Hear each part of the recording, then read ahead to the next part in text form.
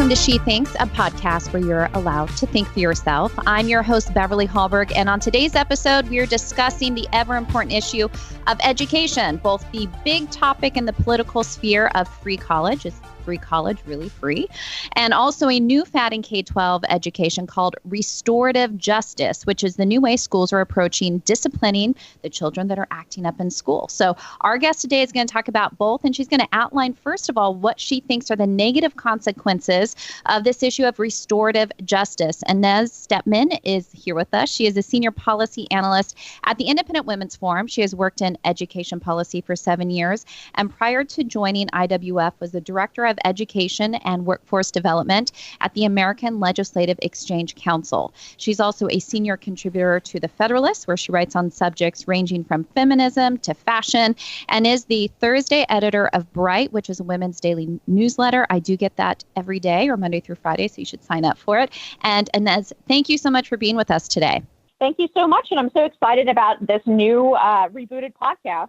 I know. It's been a lot of fun doing it. And one of the things that I love about it is I tend to learn a lot, especially having individuals like you who are deep into certain policy issues. Of course, we're going to delve into the issue of education, and we're going to end talking about free college because that's something that is being discussed quite a bit by the Democratic candidates. It's being discussed on Twitter quite a bit. You were involved in that conversation. We'll end with that. But I want to start today on an area of education that I was not as familiar with, and that is the new way of disciplining children in schools, if that's the right way to talk about it, or a way to get them to talk. And it's this idea of restorative justice.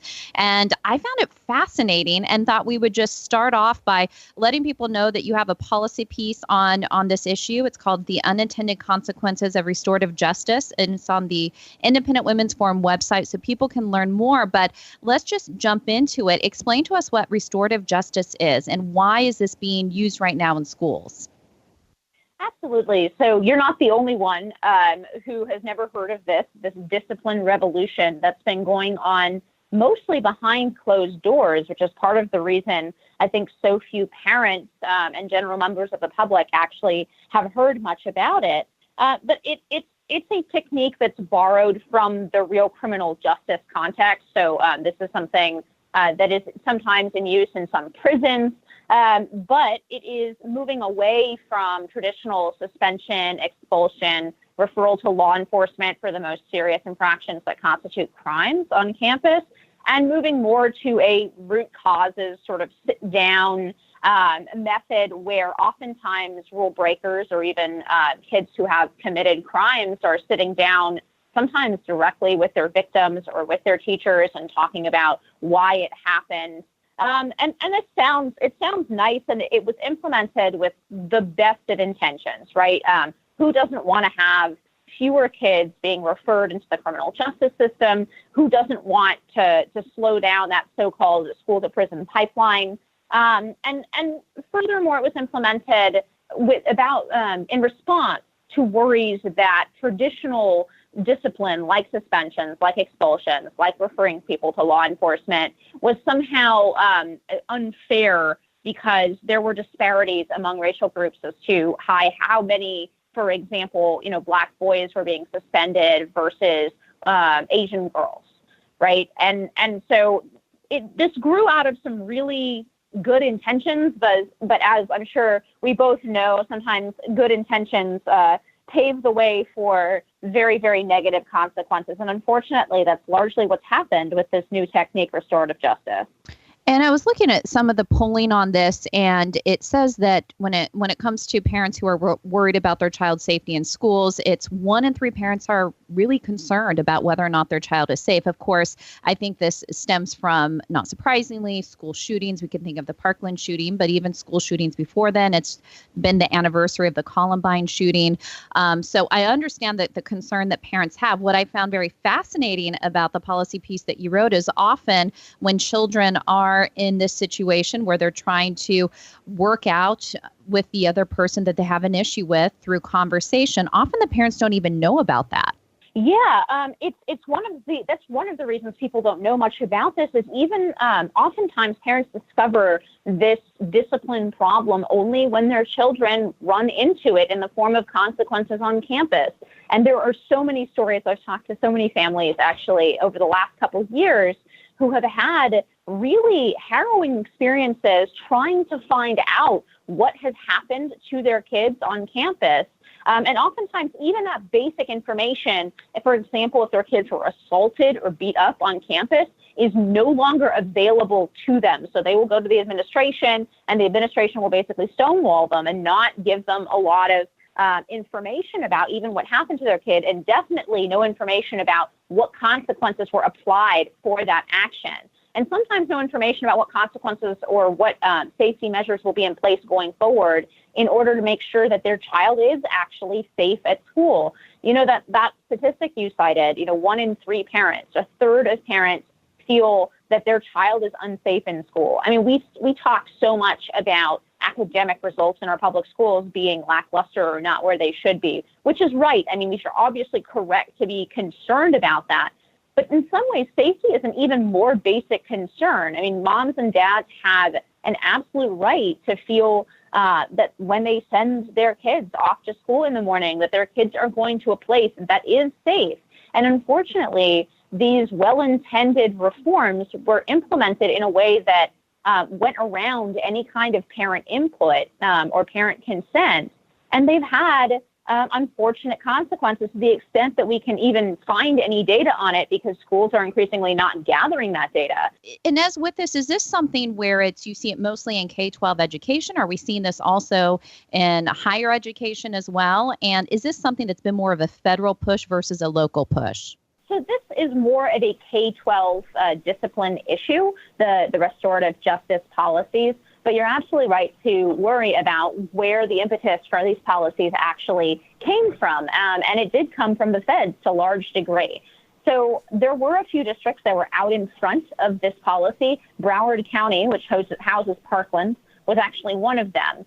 So Broward County implemented a RJ, a restorative justice style discipline policy a few years back. And we saw them touting their decreases in suspensions, decreases in expulsions, decreases in referring kids to law enforcement, even for criminal activity. And unfortunately, we talked about just a few minutes ago about some of the consequences for fights and bullying. But unfortunately, some of the consequences of creating this kind of campus climate where even serious infractions go unpunished sometimes can actually be tragic. So in the case of Broward County and Parkland, the shooter that then went on to murder 17 people, he had committed multiple crimes and even potential felonies on campus starting from when he was in middle school. So he should have been referred to law enforcement. He was clearly a troubled kid. He had, made real threats. He had committed crimes on campus. He had brought weapons to school. And yet, because of this program of trying to push down the numbers of, so quote unquote, bad numbers, right? Numbers of suspensions, numbers of expulsions, and especially numbers of kids who actually end up in the criminal justice system or in the juvenile justice system. So because the pressure was really to push down those numbers, nothing was actually reported or nothing permanent made it onto this kid's record that then would prevent him from going out and buying a firearm. So sometimes these consequences really can be tragic. So Broward County was way out ahead of everybody else. And unfortunately, the Obama administration, his education secretary, looked at Broward and said, isn't this great? Suspensions are going down. Expulsions are going down. This is a wonderful policy. We need everybody to adopt this policy. So they issued what's called a Dear Colleague letter, which is a way of getting around the formal rulemaking process for the federal government. And they announced to all the school districts in America that if you had disparities, racial disparities in your suspension or expulsion rates, that the federal government was going to launch investigations, civil rights investigations, into your district. And they said, hey, you know how you can avoid or close these very expensive investigations? You can adopt RJ policies. You can adopt restorative justice instead of your traditional discipline policy, and the federal government will get off your back. This did not go through, for the most part, did not go through school boards, did not go through elected representatives, did not go through the normal political process. And of course, because we don't have widespread school choice, especially for middle-class families, there are a lot of families who had no way to impact this policy on the school board level, and then had no way to escape from the impact of these policies when their kids started reporting that they felt unsafe on campus. They had no way to take their kids out, financially feasible way to take their kids out of those schools that they were increasingly hearing were unsafe for them. So this was a federal policy that was pushed on districts across America, largely without parents even knowing what was going on until their kids unfortunately ran into the consequences of it. And you were mentioning the number aspect. I'm sure it does look successful when you look at it from a data perspective, because you say all these things that we would consider bad, children acting out, when that's going down, detention, suspensions, juvenile criminal justice issues. Of course, on paper that it looks good, but I'm glad you brought up the angle of how the children feel. I was even trying to put myself in the mind of a child. If I was being bullied in school and then I was made to sit across from the person bullying me, us talking it through probably makes things worse. I think that there are some instances where, of course, trying to talk things through is better than just issuing judgment. But I'm trying to put myself in the mind of how cruel kids can be sometimes to each other. And I'm sure that this can actually perpetuate more bullying or whatever the problem may be, may actually intensify it. Yeah. So, the problem with this policy is not that, sitting kids down and talking things through is never a good idea. In fact, in many cases, it is a good idea. It helps kids to learn how to deal with issues with each other and in life. So it is not the problem with these policies is they were pushed down, top down in a totally bureaucratic way that circumvented the judgment of people who are actually, interacting with these kids, right? Instead of trusting teachers and administrators to be able to look at incidents in school and determine, okay, this kid is a good kid, but he's acting out for X reason. Maybe we need to sit down these two kids together so they can talk it out, versus this kid really, is a troubled kid. He may potentially end up, doing something much worse if we allow this behavior to continue. That is a judgment call. And that cannot come from people in Washington who have never actually observed the kids in question and seen what their behavior is. So the problem with this policy is that it totally circumvents the judgment of parents. It circumvents the judgment of teachers. It circumvents the judgment of principals. It circumvents the judgment of everybody who actually has any contact with these kids and actually, knows how to distinguish a serious incident that requires serious consequences from a less serious incident that can be solved with a talk through or with counseling or with any of these other restorative justice type techniques. And final question before we move on to the free college element. One of the things we haven't discussed yet is how the topic of gun control is the one that is often used when there is ever a horrific tragedy at schools or any type of shooting that takes place. When I'm listening to you talk about this idea of restorative justice and how even the person who was the perpetrator and shot 17 people at Parkland, and he did have a criminal history, things that that the justice system should have known about. Why aren't these things being talked as much about versus gun control? Why is it always going to the knee-jerk issue of guns are the problem versus the person who's holding the gun? Yeah, and it's one of those issues where not only are we plunging ourselves back into a debate that we've had many, many times over, right? We have a Second Amendment right in this country. People have the right to own guns, and law-abiding gun owners are the only people who can stop bad guys with guns. But this cycles right back into the left-right debate about gun control, rather than looking at why we have an increasing violence problem in our schools. And restorative justice is not, and I don't want to suggest, is the only catalyst here. I mean, there are deeper issues about, especially fatherless kids. I mean, fatherless boys in particular. That's something I think that we could be talking about in the wake of some of these shootings, talking about mental health issues. But yes, in this case, in particular, in Parkland, there was a huge story to be told about these programs and how they allow this kid to slip through the cracks, even though he did increasingly dangerous things for year after year. There was a story to be told. There was a really important conversation to be had.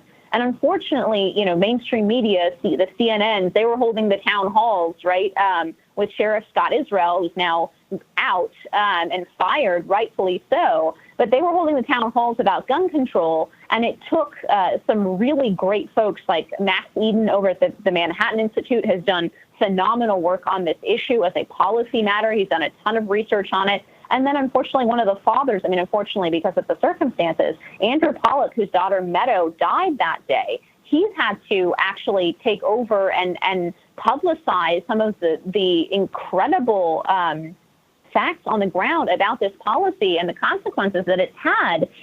But because our national media wasn't doing their job, our national media wasn't actually looking into how we might prevent the next Parkland. They only wanted to talk about gun control because that suited their narrative better. And unfortunately, not only is that a debate that we've had over and over and over again, and obviously I have strong feelings about it. I'm a conservative. I believe in the Second Amendment right to own guns. So not only do I disagree with their perspective, but it also means we aren't talking about some of these other things where we might actually be able to find common ground on and actually make some changes in policy so that we can keep our kids safer in the future.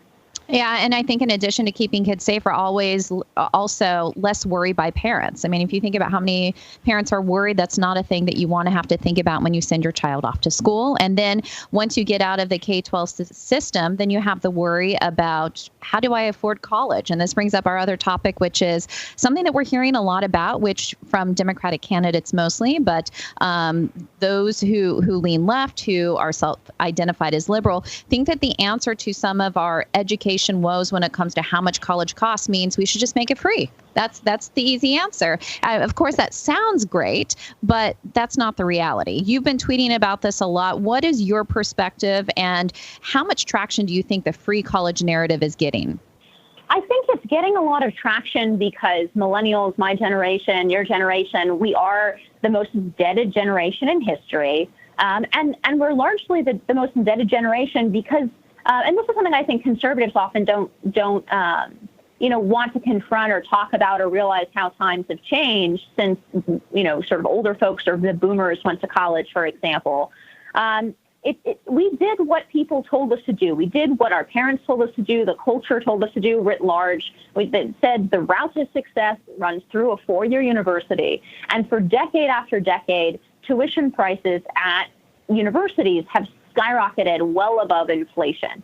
So it's really legitimately very, very difficult these days to, quote, work your way through college, right? Because you're talking about tuition rates of 40, 50, 60,000 even in some cases, plus living expenses. That's way more than the vast majority of 18-year-olds could potentially earn, right? Minimum wage isn't going to cut it. Minimum wage definitely won't. Yeah. Your summer job is not going to cut it to work your way through college anymore. And so I think the pressures, we now have $1.5 trillion in outstanding student loan debt. That's all backed by the taxpayer. If that's not paid back, the taxpayer is on the hook for that $1.5 trillion, which is the next looming financial crisis, I think. So, this system is not good, has not been good to our generation. It has left us heavily in debt. And I think that's why, quote unquote, free college sounds so good. And debt forgiveness, like Elizabeth Warren has proposed, sounds so good to so many in our generation. But the reality is, that it's just another giveaway to the universities that are the only ones making out well here. We're indebted. We have to deal with the student loan debt. The taxpayer ultimately has to pick up the dance card for our student loan debt in the event that we're unable to pay it off, as about half of student loans are not in repayment right now, as in people are not making their payments. So that's a huge percentage. So we're all, pardon my French, but we're all screwed. The only people who are not screwed are the universities who are making money on this hand over fist. And it's always funny to me that they, I think we all get calls. Those of us who went to a university always get the calls from the university asking for money, hat in hand. Oh, like, please donate. Yeah, I gave you enough of my money. I'm paying it off now. But I think we're really at a crossroads where we as a society have to reconsider whether this enormous, both private and public investment with taxpayer dollars in our higher education system was really worth it. Or if we want to look at alternative routes to success, we want to look at, trade schools, we want to look at apprenticeships, and we want to look at what kids are actually learning in university and whether what they're getting at the end of those 4 or 6 years is really worth the enormous price tag, both to them personally and to the taxpayer. And with this whole motto of free college, I would say the heart of it is a good thing. We want people who want to get an education to be able to afford it, to be able to get it. I think it comes from a really good place. But even as you look at the data, and correct me if I'm wrong on this, who this will eventually help or is going to be more middle class and upper class young people who could have afforded it on their own or could have taken on a loan. This actually isn't going to be helping as high of a percentage as low income individuals. Am I correct on that? You're absolutely correct. This is largely a upper middle class problem. Student loan debt is an upper middle class problem. Not entirely, but much more than I think the average person thinks about. Because it's sort of intuitive. You would say, of course, if you were wealthy, have fewer student loans, maybe mom and dad picked up a large part of the tuition check. But the reality is that the people who hold that debt, the top quartile, so the top 25% of income earners, hold half of the debt, whereas the bottom quartile holds only 10% of it. And for every $1 that is given out in student loan forgiveness under some of these plans to lower income families, $5 is going to the richest families. So this is really a regressive program. It's a program the proposal is upside down. We are literally taking from people, middle-class Americans or even lower-class Americans who are making less money and giving to the sons and daughters of the elite. Because the average American does not have a 4-year college degree. 2/3 of Americans do not have a 4-year degree. And so you're asking folks who are making, say the median household income these days in America of $60,000 a year to pay for the gender studies degree of somebody who went to Harvard. It's a very upside down proposal that actually really doesn't, it's really unjust in a certain way, not to mention that it's unjust to people who worked really, really hard to try to pay off some of that debt and to be, super responsible and pay down their debt as quickly as they possibly can. Those folks are looking at this and saying, why did I bother doing that? So final question on this. How then do we help those who are making minimum wage, don't have family help, are afraid to take on too high of student loan debt? So the individuals that many on the left say that free college is there to help, what is the solution to helping them then? So I agree with you, it's not free college, but what can we do? Sure. So I think number one is we should all, no matter what our financial circumstances going into it, we should all be reconsidering whether college is the correct choice or whether it's just been sold to us as the only route to success, right? So that's, regardless of your income, you should be thinking about whether or not investing sometimes 6 figures, right, of money and then 4 years, at minimum 4 years of your life into this pathway actually is going to yield what you hope it will in terms of your career after university. So I think we should all, that's something that we all need to really start reconsidering. And I think that's going to be a cultural shift that's going to happen in the next few years. It is already happening. So that's number one. There are a lot of routes to success, and 4-year universities are only one of them. And then second of all, they're one of the reasons that the biggest student loan debt holders are actually higher income folks is there are a lot of scholarships already available, especially through universities, for lower income individuals who get into those universities. So there are some scholarships already out there. There's quite a bit. And then third, and I think most importantly, we are creating or perpetuating the problem of really, really high college tuition costs by continuing to underwrite all of these loans, right? So the way this works is, every year the federal government takes stock of what the average tuition prices are in universities, and then they peg the possible loan amounts that they back to that amount, right? So let's say 10 years ago, Harvard cost $35,000, and the federal government said, okay, great, you can borrow $35,000, right? Then Harvard was like, all right, well, if everybody has access to $35,000 through these federal loans, then let's charge $40,000 because everyone can come up with an additional $5,000, whether that's from family or it's from private loans or from some other source. Everybody can come up with an additional few $1,000s. So let's just bump those tuition prices and we'll get more money. Then the federal government comes in and says, oh, great, Harvard costs $40,000. Okay, everyone can borrow $40,000 now. And we go through the same cycle. And that's one of the primary reasons that we've seen costs at college skyrocket well above inflation, right? It's one of those things that is not just increasing, in the same way that everything else is getting more expensive in dollar terms. It's gotten way more expensive, way faster because the federal government continues to underwrite these loans. And so what's actually happening is for kids who have to take out these loans, we have to take out larger and larger amounts of money. And that hurts people who don't have families who can make that cost, right? That hurts the middle class. It hurts people who come from lower income backgrounds who are not, they might have been able to manage a debt load if college still costs $20,000 a year. Instead, it costs $50,000 a year because we have all these well-intentioned programs to quote unquote help. So it's actually really driving up the cost. And the first thing we have to do is just stop digging. We got to freeze the amount of money that is going into feeding this beast. And at the same time, what you see is that often college administrators get higher pay. And also there are a lot of cool things that are built on college campuses these days because they have so much money. So you see it pour back into the campus as well. Well, thank you so much for your work on the issues of education. One of the things that I think is great about this topic is it touches everyone. We've all gone through the education system or have children that are. And so thank you for all the work that you're doing. You can follow her on Twitter, Inez Feltscher. Am I saying that last name correct? And I'll spell it for people so they can find you on Twitter. Yes, that's right. Inez, I-N-E-Z. And you can also search for me by Inez Stepman. That's my married name, which is way easier to spell than my maiden name. I think I'm saving literally, days of time not having to spell my name out on phones and so forth, interacting with various, the cable company or whatever. I think I'm saving years off my life. So you can also just search for Inez Stepman. I will come up. Perfect. And so thank you so much for being here. And thank you, all of us, for joining us today. If you enjoyed this episode of She Thinks, do leave us a rating or a review on iTunes. It does help. And we'd love it if you'd share this episode. Let your friends know that they can find more She Thinks episodes. So from all of us here at the Independent Women's Forum, thanks for listening.